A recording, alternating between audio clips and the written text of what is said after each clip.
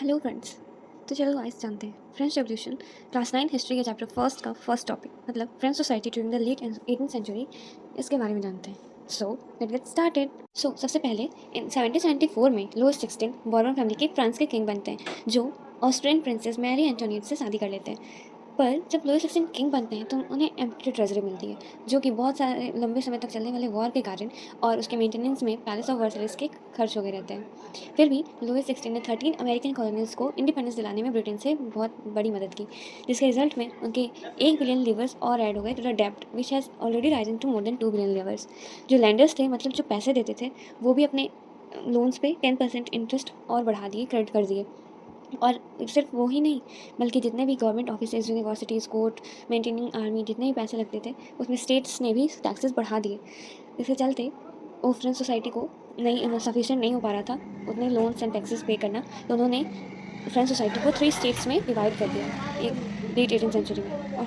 और जो third state है उन्हीं को सिर्फ टैक्स देना पड़ेगा। सो सबसे नंबर 1 स्टेट बना first state, second state and third one is third state. It's not state, it's E state. So first state में क्लर्जीज थे जो सिर्फ चर्च में स्पेशल फंक्शंस करते थे और उनके पास बहुत ही ज़्यादा लैंड एंड वेल्थ था। उन्हें टैक्स पे करने नहीं करते थे, उन्होंने बस टैक्स कलेक्ट करते थे लोगों से, अपने प्रिविलेज इंजॉय करते थे और टैक्स दूसरे स्टेट से टैक्स लेते थे।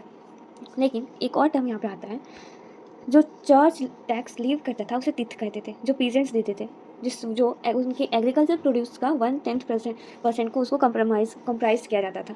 सेकंड स्टेट है, सेकंड स्टेट के बारे में जानते हैं, द नोबिलिटी। मतलब इसमें नोबिलिटी लोग थे जो क्लर्जीज तो नहीं थे, चर्च के मेंबर्स तो नहीं थे, पर रिच एरिस्टोक्रेट्स थे, पीपल्स थे ऑफ स्टेट के, और वो भी अपने प्रिविलेज को एंजॉय करते थे।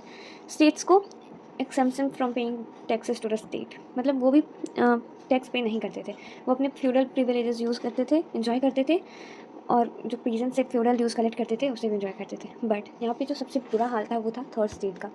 उन्हें उन्हें ही सारे टैक्सेस पे करने पड़ते थे, ना कि फर्स्ट स्टेट को करने पड़ते थे और ना ही सेकंड स्टेट को, बट थर्ड स्टेट को सारे टैक्सेस पे करने पड़ते थे। थर्ड स्टेट में थर्ड क्लास पीपल थे, मतलब businessman, merchants, courts officer, lawyers, peasants, artisans, landless labour और सर्वेंट्स, और भी बाकी लोग थे जो थर्ड स्टेट में आते थे और उनके पास कोई प्रिविलेज नहीं था, वो डायरेक्ट टैक्स पे करते थे जिन्हें टैली कहा जाता था। So here is a main point, some extra point that what is tithe and taille. मतलब जो चर्च लीव करते थे टैक्स पीजेंट से उसे तिथ कहा जाता था, और जो पीजेंट्स टैक्स देते थे उन्हें टैली कहा जाता था। So I hope so this is clear to you. Now next to our move to our next topic.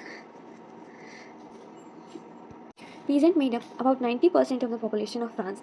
मतलब फ्रांस की 90% पॉपुलेशन पीजेंट्स के थ्रू आती थी, और स्मॉल नंबर में जो पीजेंट थे उनके पास लैंड होते थे और उन्हें वो कल्टिवेट करते थे। बाकी 60% ऑफ लैंड जो नोबल्स ऑन करते थे, चर्च के लोग ऑन करते थे, और richer member of the third state, और थर्ड स्टेट के रिच मेंबर ऑन करते थे। पीजेंट्स को काम करने के लिए घर नोबल्स के घरों में